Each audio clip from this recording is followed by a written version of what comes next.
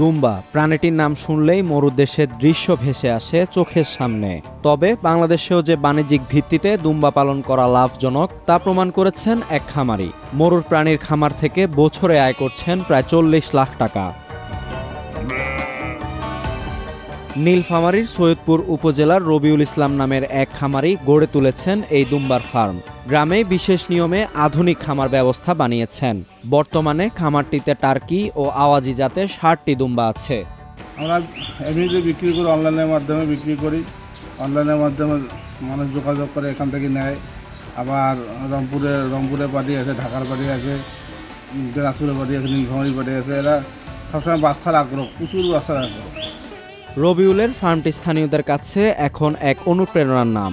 নতুন করে কেউ এই ধরনের খামার বানাতে চাইলে সহযোগিতা করা হবে বলে জানালেন প্রাণী সম্পদ বিভাগের স্থানীয় এই কর্মকর্তা। সমন্বিত খামারি হিসেবে অনেকে দুম্বা একটি শৌখিন খামার হিসেবে পালতেছে, কিন্তু সামনে কিন্তু এটা একটা কমার্শিয়াল পর্যায়ে যাবে।